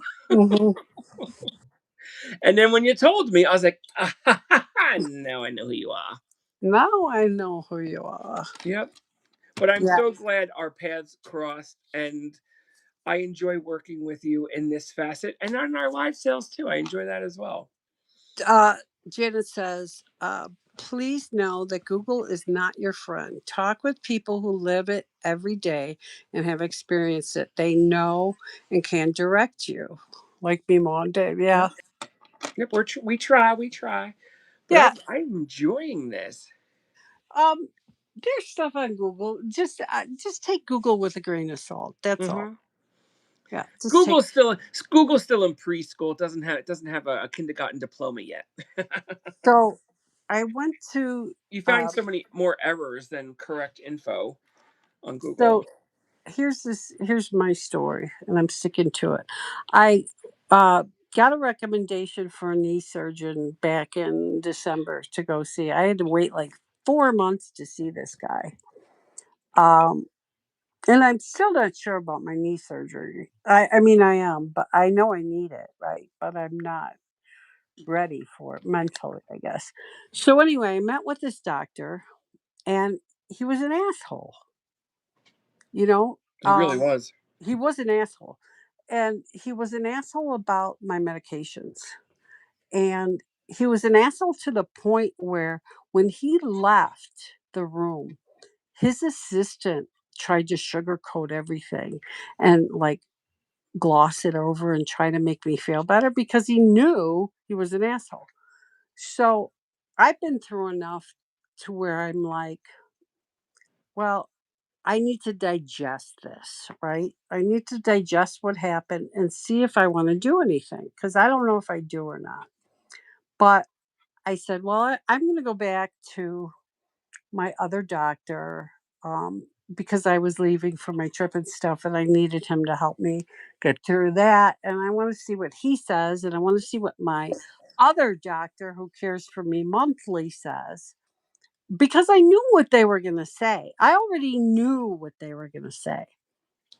But I did, and I went and saw my doctor I see every month, and he's like, he's a weenie, uh, right? He's like, I'm I not. even said Oh, the guy was on Cracker yeah. Jacks. Like, He's like, I'm not going to call him, anything worse than a weenie, but he's a yep. weenie, And then my other doctor was like, well, I professionally disagree with him. Um, because they don't want to say bad things about other doctors. So I met with a new knee surgeon the other day, and he was like, you know, is there a theory about what where you are with things and that? He says, yeah, but we can handle it and it can be worked out and we can deal with it if we have a conversation like we're having right now and are upfront about it, which I bet this other doctor, he said, didn't even discuss those things with you because he was pretty pissed off too. And he said, and you shouldn't be shamed for where you are. And he said, and what is the condition that you have that is, you know, um, the reason why you take certain medications? And I told him, he's like, wow, that's really painful. Yeah, hello. I know, right? So, and there's not much they can do with it. The condition that I have that, I mean, whatever. So, my advocacy brain is thinking maybe I should write this doctor a letter and say, you have a right to feel the way you feel about things, but what you don't have a right to do is shame me for how I treat myself. It was also like belittling. It was shaming. Yeah. He was shaming, and you know, It and was once, horrible. yeah, once you walk in, like there's a saying, until you you don't know. And this man has never walked in my moccasins. And he even said, never taken those medications. And if I did, blah, blah, blah. Well, you're freaking lucky. You're blessed that you've never had to take medication, right? Yeah, absolutely. You're blessed. But I wasn't blessed. I had injuries and did things that caused and was born into a family that genetically predisposed to certain things. So I'm glad that you never had to do that, but you can't shame other people for where they are. That's not right. And So, sometimes I feel they do that is because they don't have an answer. well, Instead of just saying, I don't know what to do for you, I would respect that more than well, them saying, the oh, thing, maybe you need to get the, off those medicines. the thing is, and what I said to the new doctor was, I think he had somebody, he had a patient that had an issue and it's Hmm. sad. And he said, we've all had those patients. That doesn't Hmm. make it okay. So that's why I'm thinking maybe I should write him a letter and just say, And I'm sure you'd be polite and all. yeah, but just say, it's been weighing the things he said Is to me weighing on is you? weighing on me. So I need to do something with it. Yeah, to I get it off your chest. Yeah, I may discuss it with another doctor, a friend of mine, and see where he is and what he suggests because he sometimes is better at things than I The am.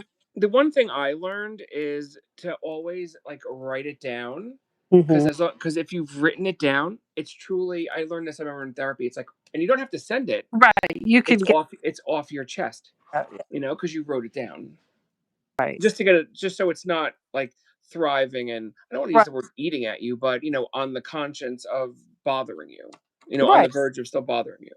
Well, and this is why I advocate. I want somebody else to feel the way that I feel. Mhm. Yeah. Absolutely. It's crazy.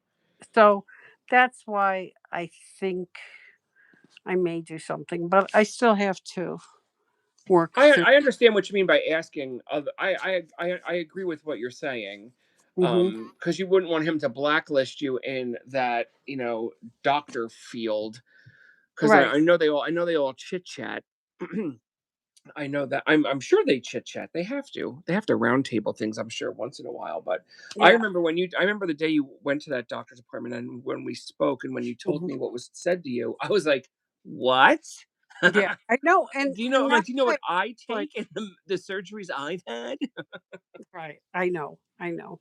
That's why I was like, "This guy's it's crazy." And I'm so And glad you followed up with another doctor. the other doctor who I met with the other day, he's like, "I thought when you came in here that you were gonna have a list of stuff." He says, "You came in," he's like, "You don't even have a list." I know, you know? That's Um, Ay, ay, uh, ay. It's just it's crazy. So, but I'm glad we can like kind of like laugh about it. I'm glad we have an outlet where we could talk about it, and I'm hoping by you and I sharing this information, and we have to do something similar next Friday.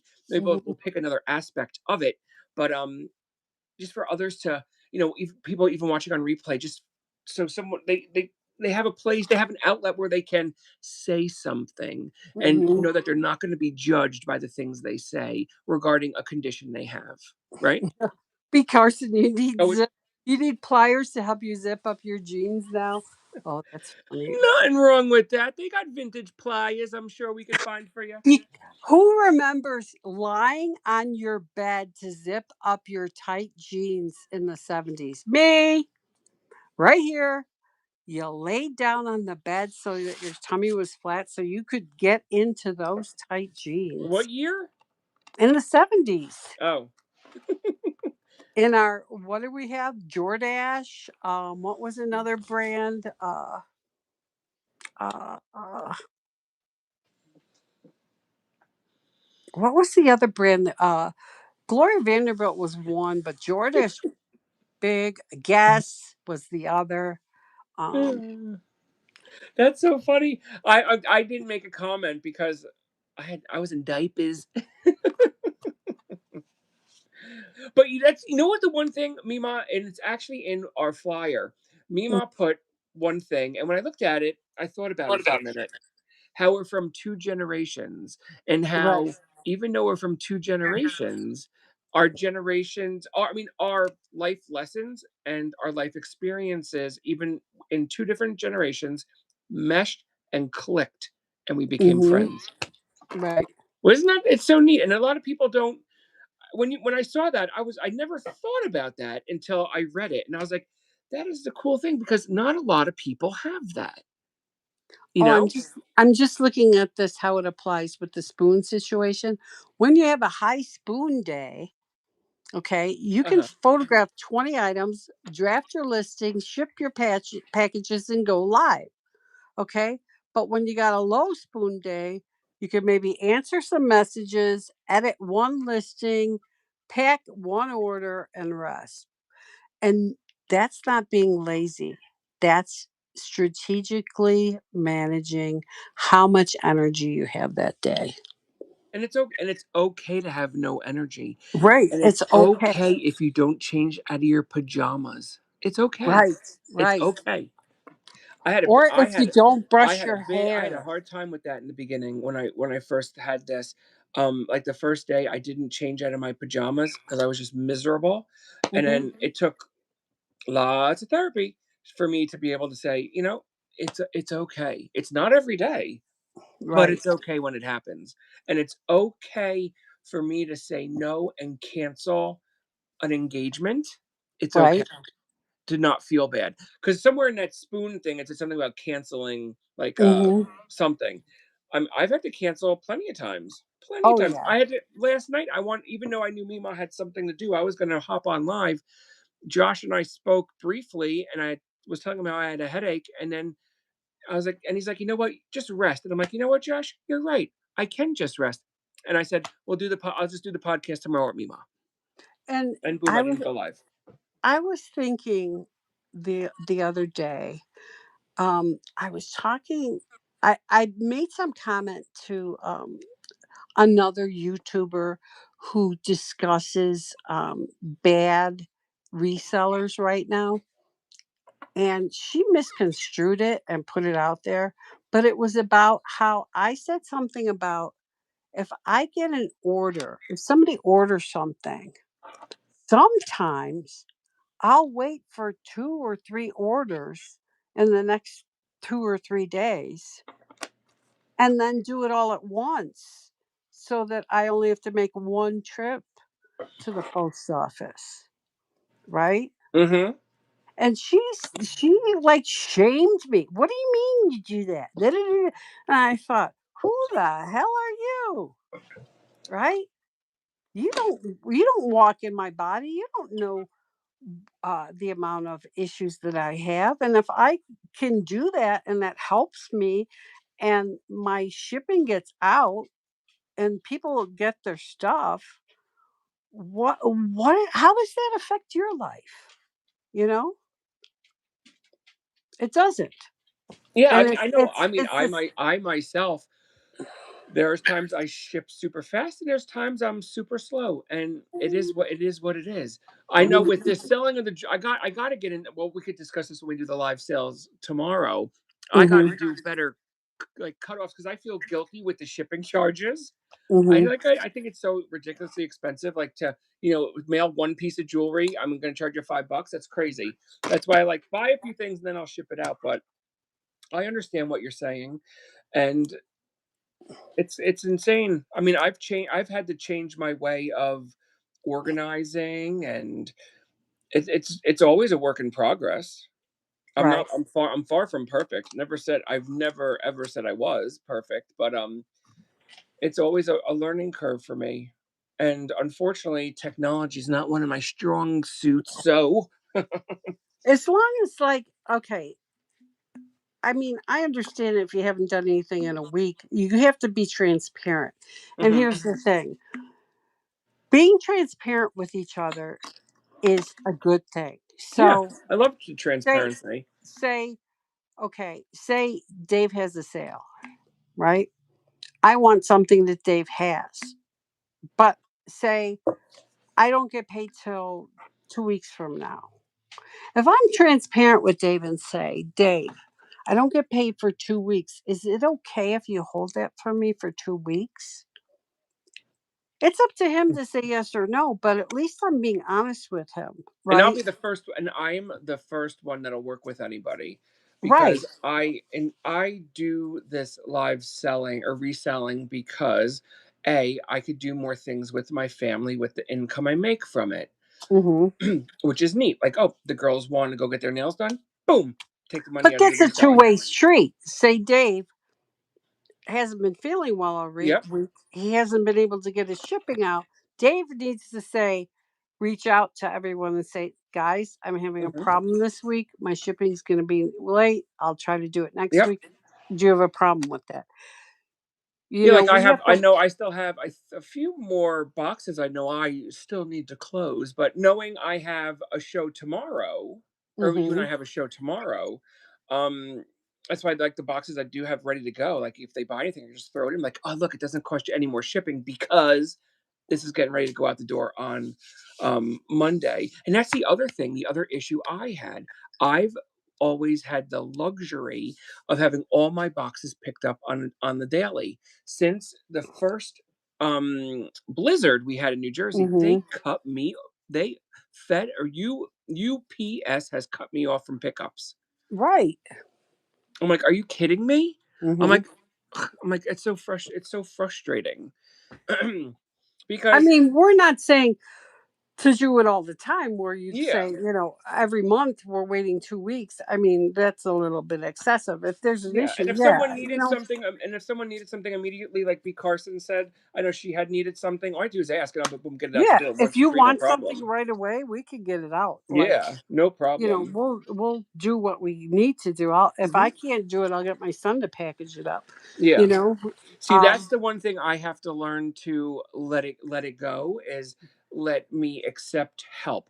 I have a really hard time accepting help with packing because mhm, I pack a certain way, right? and Because my you're anal, anxiety. It's right? what is it? My ADHD that won't doesn't Yeah, like other people doing it. you're OCD. OCD. Like, Yeah. the way my wife wraps bubble wrap irks me. I have to redo it because I don't like it. Well, the thing that you need to do is not watch. I Walk know. out, let her do it, walk out of the room. Just, tell her how you do things and why you do it, blah, blah, blah. And then if she's going to do it, walk out of the room, have her close the box Mhm. and not Well, reopen it. the my 2 of my claims last year with USPS, We're from something. Lisa packed those boxes. I was like, Yeah, I know how it goes. My son packed a box one time and yeah. I got a bad mark, Like, "Oh." Well, thanks, Josh. Oh, Josh, you've been very kind to me, Mima, and myself, so it's the least we yeah, can Josh do. is here. He's Josh so is here. faithful. Yeah, a lot of everyone in chat's always here, and I'm so appreciative of it, and it just makes me smile that people still want to listen to Mima and I chit chat. Well, what do you think about this topic? Did you think that this was good to talk Yeah. about? Yeah, where are you guys I with think it? we could keep expanding on it because there's still so many other avenues we could discuss, and we could open it up to the chat and see what they think. Hmm.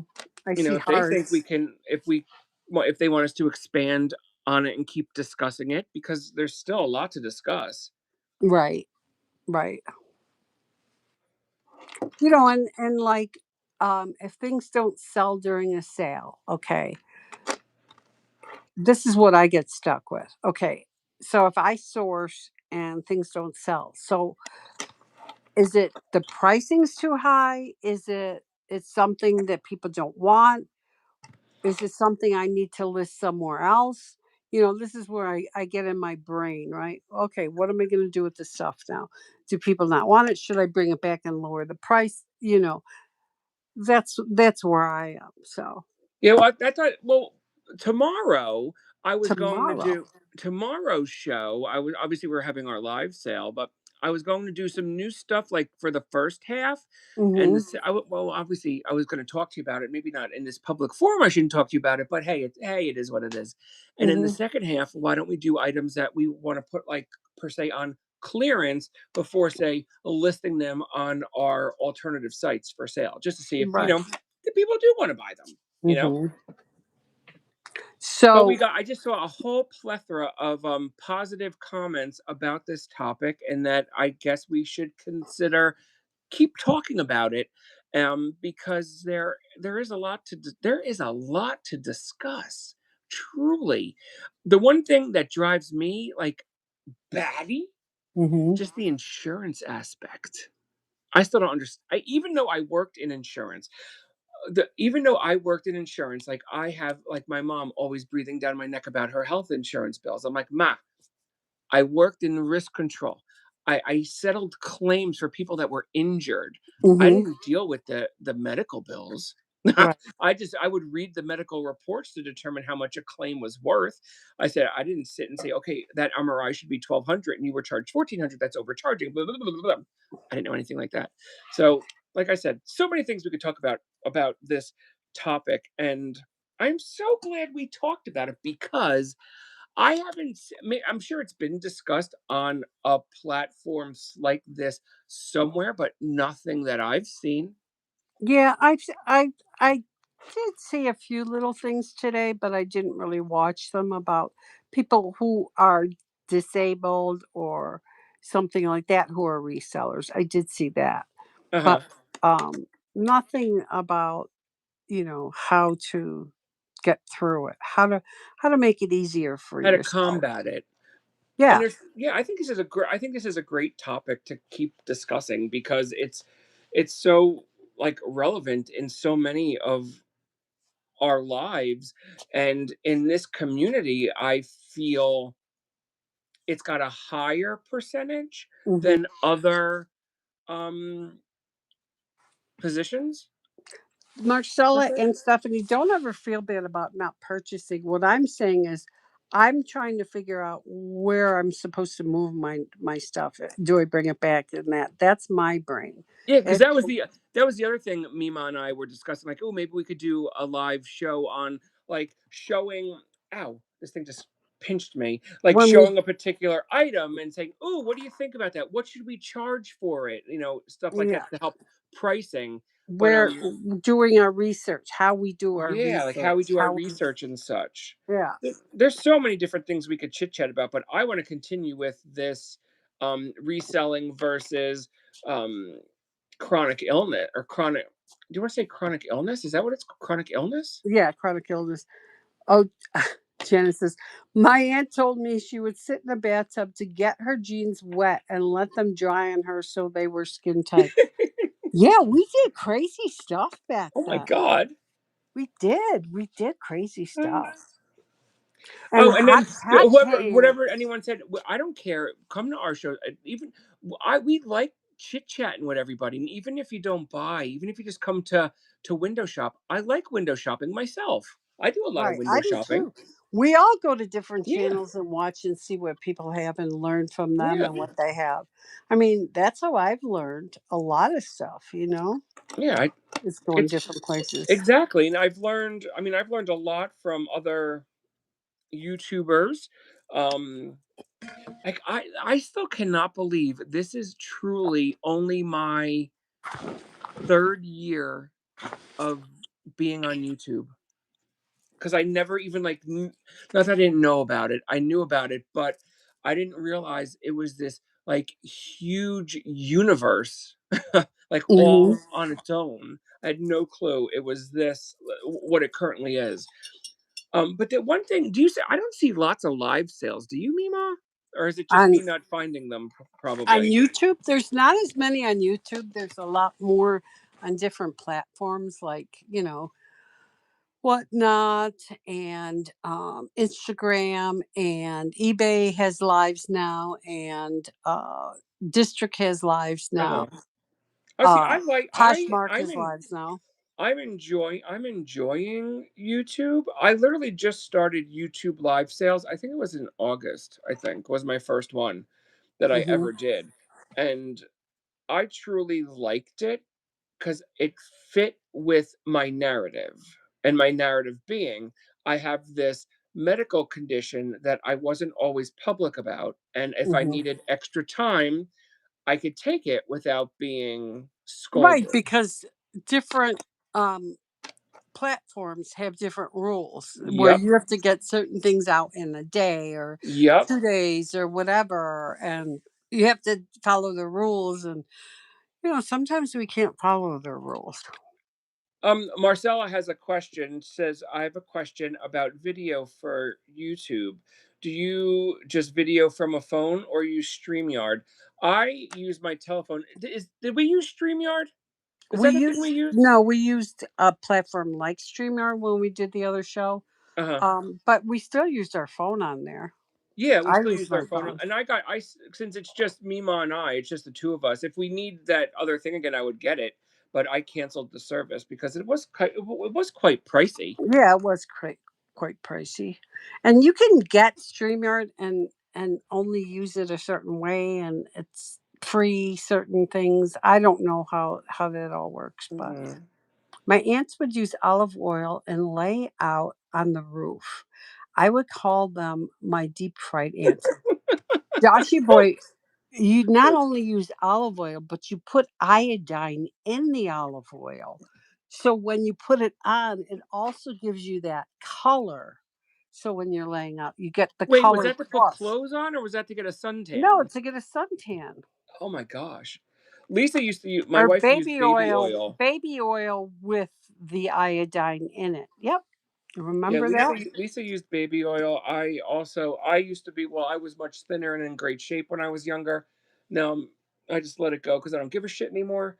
Um, but I was always about like being tan.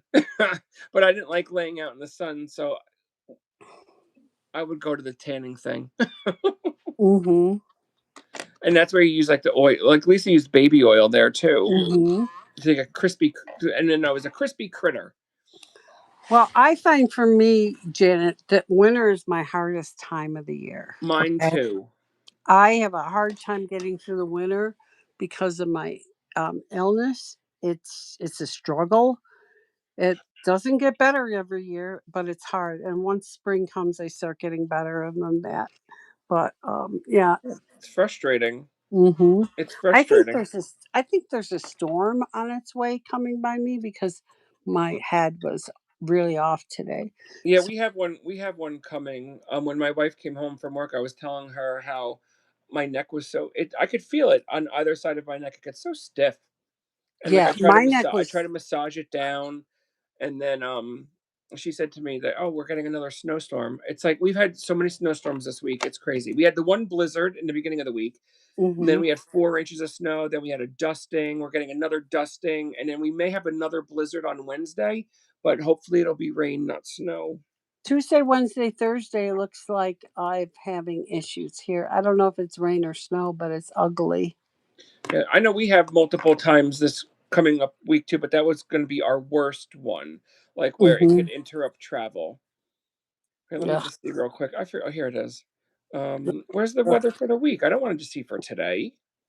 I think it's rain. It's going to be rain, We rain, have a rain. snowflake on Sunday. Oh Oh, my rain gosh, I and love it. snow. It's rain, rain. It's all rain clouds now, all rain and a thunder cloud. Oh my God, we're going to be 65 degrees next Saturday. Holy shit. It was 70 here the other day. Meemaw, we've been like -5 I like for know. weeks. You're getting all our cold weather. It's pretty This has been the crazy. worst winter that I could remember with it being so cold. I know Marcella, she doesn't live far from me. Marcella, haven't we been like inundated with just raw cold? There's no other way to describe it. It's been horrible. Oh, you have sad. Horrible. Yeah. I think I had sad for a while. Is that sad? What is that called? SH. What is Yeah, sad syndrome? it's the seasonal seasonal something disorder. Disorder. Yeah. Okay, that makes sense Yeah. now. I knew it meant something. I know we're gonna be 50. Wait, what's tomorrow? We're gonna be 50 on Wednesday. Yeah, Oh no no no! Tomorrow.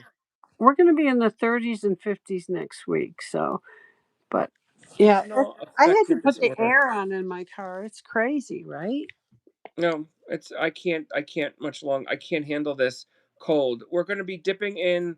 Our last day in the teens will be on Tuesday, and then Wednesday our lows are in the 40s, which I could deal with. That means like the heat could be like turned down, so I have to be like sweltering. Hmm. Right. Thunderstorm and power is out. Oh, Stephanie in Florida. Yeah. Oh my gosh. Where we have the thunder clouds for next Saturday, but that can change. It's a week away. But yeah, I don't know. I think she's out west. I think. I I think forget. she's in the East Coast. I mean the East? West Coast. The West West? Coast. Sorry, in Cali or something. Yeah. My husband, who recently retired, has become my shipper. It was hard to it up, but he does great. Well, my son has told me he will always help me with packaging if I need it. Not that he's excited about it, but he will do it, and he will drop stuff off for me at the post office My if I kid, my need I'll have say my kids are always like to help. Like when I come home from an estate, like last Sunday, I went to that DC flea that was by my house, it. Mhm. and my kids were calling. I wasn't there very long. I was on the phone with you when I got there. Mhm. My kids called a few times, like, "Dad, please come home. The storm's bad." It was only 5 minutes from my house, Mhm. but literally when I pulled in the driveway, I repositioned, all the cars in the driveway because the Mhm. snow had started. And my daughters both came out and said, "Oh, Dad, do you need help carrying boxes?" And I was like, "Well, ironically, I only bought jewelry, so I only have 2 bags to Mhm. carry." But they're pretty good about coming out and helping me. Mhm. Um, and my daughter Deanna, I don't want. She used to be in. I used to have her in my sales, but because of recent occurrences, I don't no longer really allow my kids on camera. Yeah, I wouldn't either. Yeah, but I Um, used to. They used to, and it used to be a lot of fun. I But I can't appreciate anymore. that. Cherish and Stephanie, I appreciate that. Um, because I was never a clerk, doesn't the post office pick up packages for free? Yeah, they do, but you have to schedule it out. Yeah, I schedule all of mine out. UPS is the USPS um has always been good when it's my regular Mhm. dude, but I've been using UPS and they're the ones that are giving me a hard time. They're the Mhm. ones that they canceled me. And I forget the when because they just didn't weren't showing. Mhm. They didn't tell me, and then not until I called the local UPS office where my stuff goes to. It goes to the local office in Mhm. Edison, and they're like, "Oh, we're not doing any residential pickups because of The weather. the snow and blah blah blah blah blah blah blah." Mhm. I was like, "Are you kidding me?" I'm like, "You come to my house, it's all dug out. The spot where I leave the packages for him to pick up is all dug out. I'm a person that I like the carriers like to come to my house because in the extreme heat, you will find drinks by my front door of water and take what you need. That's like I don't know. It just pissed me off. My mailman, we always because he had a heat stroke not long ago, a few summers ago. Last summer, no, the summer before last, and actually, I had to write a letter for him for because USPS denied his workers' comp claim, saying that he couldn't have got a heat stroke delivering the mail during 110 degrees. Weirdos. Are you there, Mima? Hello? Hello, can you hear me? Oh, I can hear you now. I was like, did we Oh, lose you? no, I was on my, email, checking my email real quick. When I No go onto worries. another thing, it takes me off, I guess, but it's alright. It's Yeah, but if all right. anyone wants me to exchange anyone's phone numbers with anyone, just text me who you want me to send your phone number to. I'll be more than happy to. I just want to get your permission first. I would like to have your permission, and then I'll be more than happy to share it. Right. But we will make this a Friday thing. So next Friday we'll still do the 9 p.m. and we'll still do the same topic.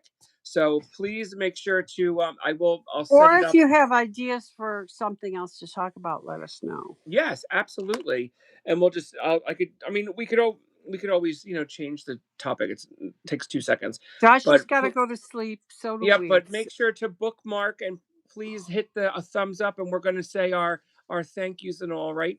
Mima, or do Yeah, we have we more gotta things go. to chat about? I gotta get up early for that, thing tomorrow. I gotta be Yeah, and here not at 8. no pun intended, my back is hurting from sitting in this chair. Yeah, okay. So That's why. I'll go through our good nights very quickly. Uh-huh. If you know anyone that has or suffers from any mental illness, please dial 988 for assistance. They are there to help, and it's a great thing to see that there's even more commercials on YouTube for dialing 988. Love it. I always say we only go around this world once. Please make it count. Please keep praying for our friends Jerry and Pat as they continue to recover. And also, we're going to add Dawn Wilson's husband into the prayer The mix. chain. And I'm sorry. Into the mix, I said. Yeah, into the mix, and then we always say please and thank you because it warms everyone's soul. And from Mima and myself, I want to say thank you, and I hope you enjoyed this podcast. And if you're watching on replay, please hit that thumbs up And leave and your subscribe. Yep, and leave comments. All right, everyone, have a comments. great night. Talk to you soon. Bye. Bye.